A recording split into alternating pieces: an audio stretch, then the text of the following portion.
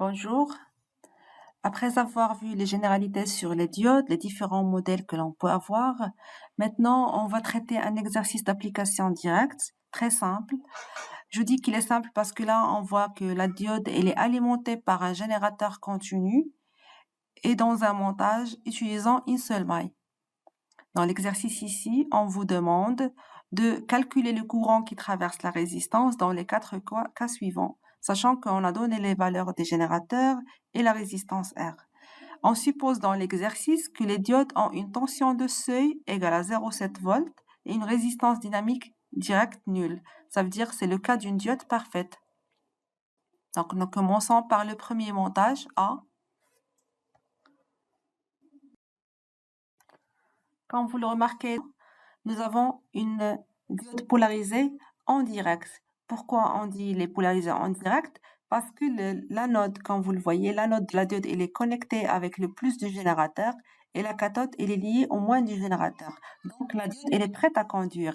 Il suffit de lui appliquer une tension de valeur du générateur de valeur supérieure au seuil de la diode pour qu'elle puisse conduire. Donc la première chose que vous allez faire, c'est que vous allez orienter le courant dans le sens passant de la diode. Voilà, je vais noter le courant ID ou bien I. Et ensuite, vous orientez tous les potentiels dans le sens convenable. Donc pour le générateur, toujours vous l'orientez du moins vers le plus. Toujours le potentiel aux bornes de la diode, il s'oriente dans le sens opposé au courant. Et dans la résistance, le potentiel il s'oriente opposé au courant aussi. Donc, comme j'ai dit là, nous avons une seule maille. Ensuite, donc bien sûr là, donc pour faire l'exercice, je dois supposer que la diode est passante. Donc, si je suppose que D est passante, alors nous avons vu dans la précédente vidéo quelles sont les conditions de conduction de la diode. Donc, il faut que le courant qui traverse la diode soit positif. Et la tension aux bornes de la diode à quoi est égale? Égale au seuil de la diode vu que c'est une diode parfaite. Donc, une fois la diode conduite, la tension à ces bornes se fige au seuil de la diode. Donc, une fois vous faites ça, donc vous remplacez donc, dans l'équation. Donc, nous avons E1. Donc, je vais faire la loi des mailles. Pour faire la loi des mailles, je dois suivre un sens de rotation. Donc, je vais commencer par ce point. Il faut que je fasse la rotation et je revienne au même point. Donc, les potentiels qui sont orientés dans le même sens que j'avais choisi sont notés positivement et les potentiels qui sont opposés sont notés négativement. Donc, voilà, donc je commence par ce point-là. Donc, nous avons E1 moins VD moins VR égale à 0. Donc, E1 moins VD moins VR égale à 0. Maintenant, je vais remplacer par le cas passant. Donc, E1 moins, on a dit que la tension VD serait égale au seuil de la diode.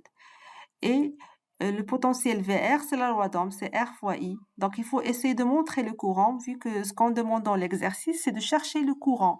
Et si on demande le courant on vous demande de chercher le courant, ça veut dire, sous-entendu, vous devez déterminer l'état de la diode. Donc ici, on va essayer de voir est-ce que notre courant est effectivement positif. Parce que là, on a supposé que la diode est passante.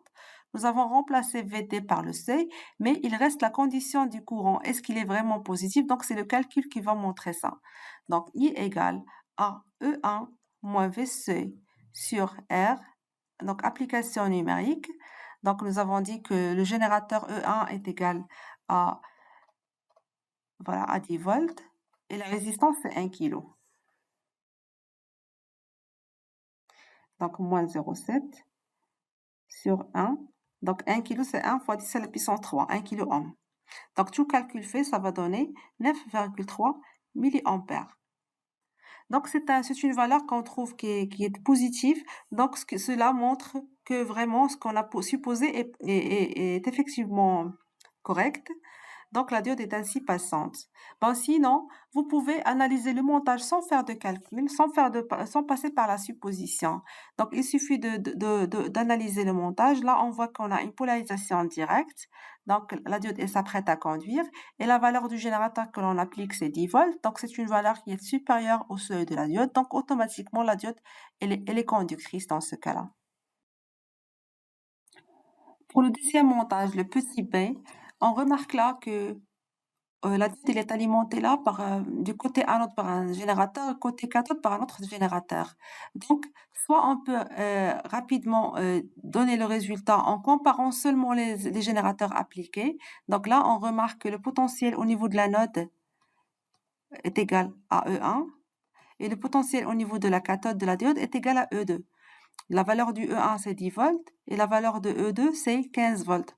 Donc, on pourrait dire que V anode est inférieur à V cathode. Ainsi, donc, ça implique que la diode elle est bloquée. Et la diode serait équivalente à un interrupteur ouvert. Donc, le courant qui la traverse serait 0. Voilà le courant qui traverse la diode. Sinon, on pourrait analyser autrement. On pourrait toujours passer par les équations, orienter les potentiels comme il le faut, donc comme l'exercice que nous avons fait tout à l'heure. Donc, nous allons faire la même démarche. Toujours orienter le courant dans le sens passant de la diode, orienter les potentiels des générateurs du moins vers le plus, le potentiel dans la résistance au sens opposé du courant, choisir un sens de rotation et donner la loi des mailles générale. Donc, quel que soit l'état de la diode, nous avons E1 moins VD moins E2 moins R fois I, c'est le potentiel VR, égal à 0. Ensuite, vous supposez que la diode est passante.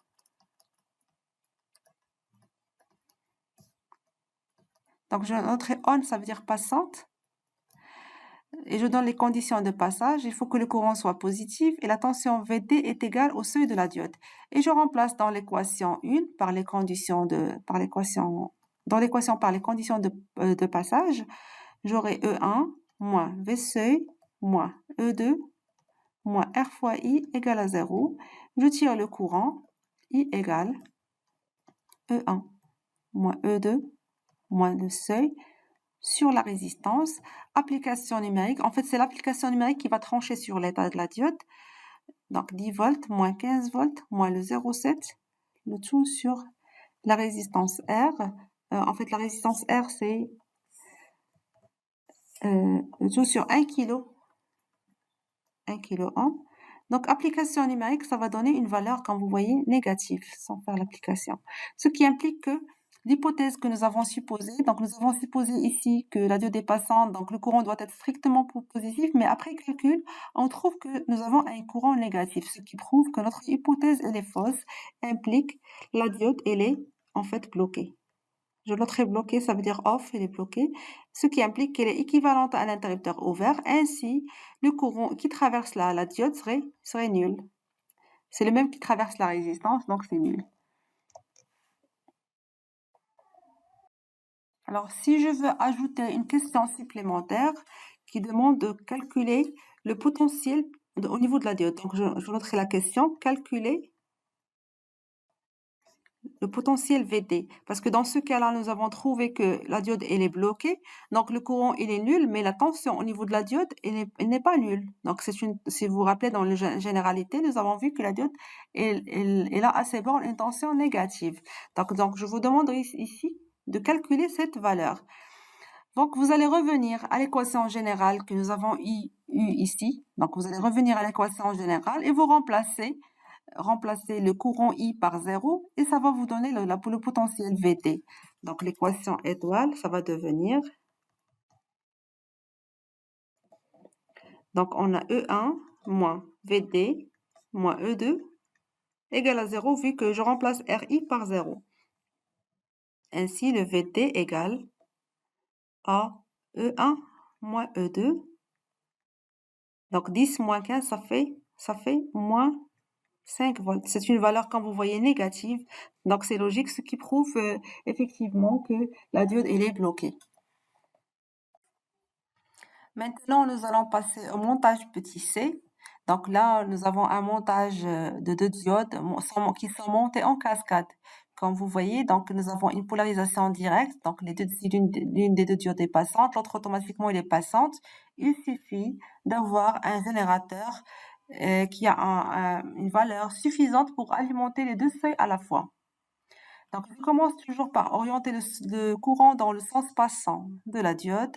Donc, je donne la maille générale du montage. Je choisis un sens de rotation. Voilà la maille générale. Donc, on a E1 moins VD1 moins R fois I, ça veut dire VR, moins VD2 égale à 0. Donc, voilà. Donc, E1 moins VD1 moins VR moins E2 moins VD2 égale à 0. Je reviens vers le même point. Je suppose que les deux diodes sont passantes. Donc, D1 et D2 sont supposées passantes. Bien sûr, les deux diodes, ils ont le même seuil. C'est la même série, ce sont des diodes parfaites. Donc, si je suppose que les deux diodes sont passantes, donc le courant serait positif et le potentiel VD de chaque diode serait égal au seuil de la diode. Donc, je remplace ici dans la maille générale que j'avais donnée au départ, je remplace par les seuils. Moins V seuil le premier, moins R fois I, moins le seuil de la deuxième diode, égale à 0. Ainsi, le courant I égale à E1 moins 2V seuil, le tout sur R, égale. Donc 10 moins, cette fois-ci 2 fois 0,7. Le tout sur R, ça veut dire 1 10 puissance 3. Donc tout calcul fait, ça va donner donc 10 moins, cette fois-ci 1,4 sur 1 10 puissance 3, qui va donner 8,6 milliampères. Donc c'est une valeur qu'on voit, elle est positive, ce qui prouve qu'effectivement les deux diodes sont passantes. C'est logique là, donc nous avons déjà le générateur 10 volts, il a un potentiel supérieur au double du seuil des diodes, donc les deux diodes seront passantes. Pour le dernier montage, nous avons le montage de deux diodes qui sont montées cette fois-ci en tête baisse. Ça veut dire là, quand vous voyez, si je suppose que la première diode, bon, si je commence par orienter le courant, voilà. Si je suppose que la première diode elle est passante, quand vous voyez, la deuxième diode elle est polarisée en inverse. Donc le courant arrivant là ne peut jamais traverser la cathode de la diode. Ce qui veut dire que la deuxième diode serait équivalente à un interrupteur ouvert. Si j'ai là la deuxième diode est équivalente à un interrupteur ouvert, donc automatiquement, la première diode aussi, elle sera aussi bloquée parce que le courant I serait nul. Vu que là, nous aurons une maille ouverte, donc le courant ne peut jamais traverser une maille ouverte parce que il n'y a pas d'attraction d'électrons. Vu que l'électron, normalement, si je lis le pôle positif au pôle négatif, il y a une attraction d'électrons et le courant, il passe dans le sens inverse des électrons. Et là, quand vous voyez, la maille, elle est déjà ouverte, donc même, il n'y a pas de courant qui passe, donc le courant I serait nul. Donc automatiquement, les deux diodes seront bloquées. Donc D2 est bloqué, vu qu'elle est polarisée en inverse.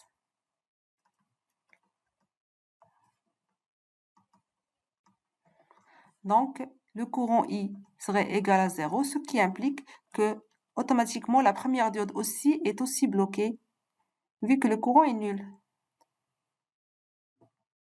Et voilà, donc là, toutes les diodes sont bloquées et le courant I est nul. En fait, là, c'est une question piège parce que, bon, on avait posé cette question-là dans un examen. La majorité des étudiants répondaient de telle sorte que la diode D2 est bloquée et la diode D1 est passante, ce qui est archi faux. Donc, les deux diodes sont bloquées vu que l'on a une seule maille et non pas deux mailles.